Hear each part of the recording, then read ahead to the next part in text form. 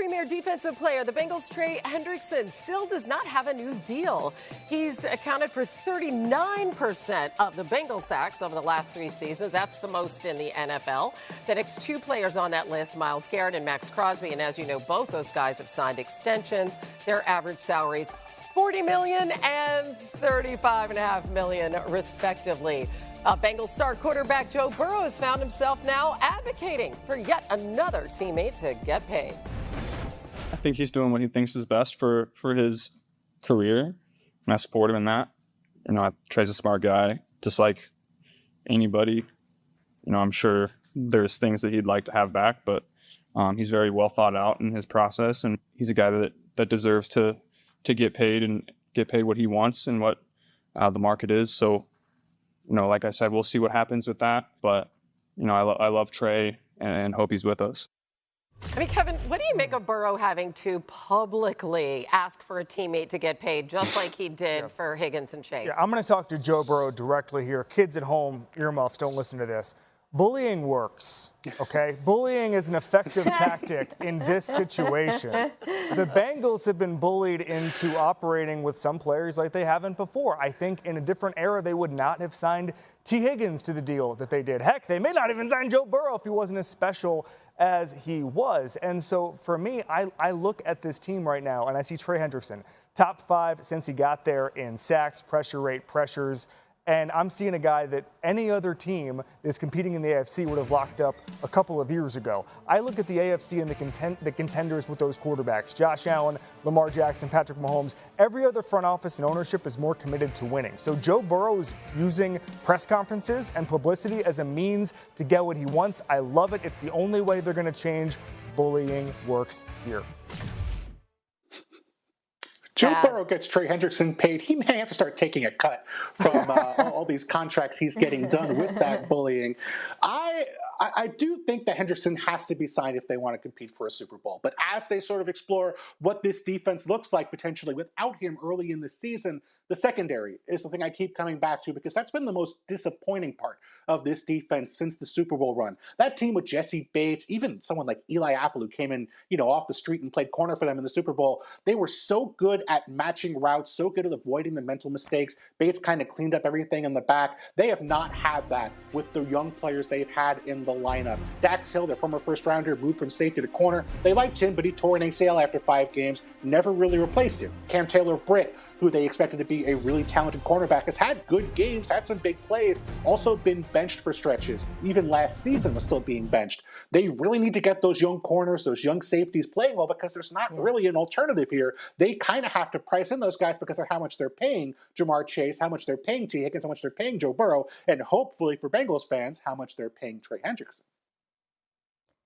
That's the crux of it, Bill. I mean, this was one of the worst defenses in football last year, both against the pass and the run. And for them to take a leap, they weren't particularly active in free agency outside of adding T.J. Slayton. They need multiple young players at all 3 levels, quite frankly, to take a step forward, to improve their play, or the rookies, Shamar Stewart, Demetrius Knight, to play well. And that, to me, cuts to, I think, what the Bengals' biggest bet this offseason was that development, coaching, is going to be the difference. Lou Anarumo was a schematic genius, but those young players over the last few years haven't borne out from the draft. And you can say, well, maybe that's because they drafted the wrong players and maybe it's not Lou's fault, perhaps. But the Bengals are hoping that their new defensive coordinator, Al Golden, coming from college in Notre Dame last year, can do a better job of developing them. And if he can't, it's hard for me to see a way forward for this defense to get out of the gutter with or without Trey Hendrickson. Help the Irish get all the way to the national championship game. I'll just reiterate that. And also, kids at home, do not listen to your Uncle Kevin. No. Bullying is bad, bad, bad, bad, bad, unless you're Joe Burrow trying to get your teammates paid. That's the only time that bullying's good. Just want to be clear about that. Okay, The defense took a big hit after Hutchinson went down in Week 6 of last season. In their first 5 games, they ranked top 7 in pass rush win rate. Say that 3 times fast. Sacks per game and opponents' yards per drop back. Then, without Hutch, they ranked in the bottom 6 in every single one of those categories. Here he is yesterday on whether he has some added motivation now returning from injury. I would say there's motivation not from it getting taken away, but me putting that on tape, and I had a lot of growth in those first 5 games to where I feel like you evolve as a player, and things were clicking at a high level, and I had a lot of thoughts at the time that were like, if I'm thinking about a golf swing, you have the good swing thoughts going on. Like, that's kind of pass rush, and I have these good pass rush thoughts, good things going on, and I feel like that's just going to carry over, and I'm going to continue to build on that. I really love the analogy to swing thoughts in golf. What are your expectations for that defense with him back? Well, certainly improved when he's back in the lineup for obvious reasons, one of the best pass rushers in football. I thought that they would add another pass rusher to complement him, though, and I was a little bit surprised. I think that was the expectation a lot of folks had of Detroit. But I think that the way they approached their roster was to help the pass rush in other ways. So starting here, the Lions' defense was actually better versus the pass than versus the run last year in just about every metric: DVOA, success rate, EPA per play. So in the first round, they go out, they get a big run-stuffing defensive tackle, Tyleik Williams. I think the hope is they'll be in more 3rd and longs. And then they added to the pass defense the secondary.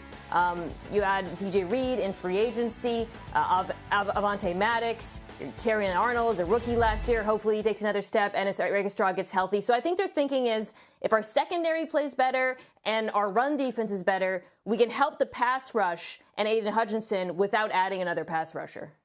First of all, Mina, I'm not going to talk about my golf swing because this only is an hour show, and I could talk about that for about 10 hours. So I'll just move on very quickly here. Aiden Hutchinson, at the time he got hurt after 4.5 games, had 45 pressures last year. It took TJ Watt 16 weeks to get 45 pressures. This is one of the most heartbreaking injuries we've seen in a long time. I would put it up there with Aaron Rodgers 2 years ago as one of the most devastating for a fan base because of what it means. It robbed us of one of the best NFC title games we've ever seen when you think about the Lions roster and the Eagles roster. But I think once he gets back and he's ready to rock, he is going to change this defense like he did last year. I love this Lions team. I think there are 2 rosters that are clearly above everybody else in the NFC. I would put the Rams a cut below. There's some projection there with some of their young guys, but the Lions are ready to win now in the same way that the Eagles are. So 24 guys on IR. If there's any health regression towards the mean, they're going to have a big year. Kevin had to bring up regression towards the mean knowing I was coming up next. Kevin's absolutely correct. Aiden Hutchinson was playing at a Defensive Player of the Year level last year, and the Lions had to change the way they played once he and Marcus Davenport went out. They changed their blitz rate. Aaron Glenn, kind of a guy who usually went into the blitz, didn't have to early in the year. They were 14th in blitz rate before the injury. Afterwards, they were 1st in the NFL in blitz rate. They had to send extra guys because they didn't have the pieces up front. And some weeks that worked out great, but we saw in the loss to the Bills, and especially that season-ending loss to the Commanders, when the blitz wasn't getting home, it was a disaster. They allowed 40 or more points in both those games. And so with Hutchinson now back, with Kelvin Shepherd taking over for Aaron Glenn as defensive coordinator, real questions about what they do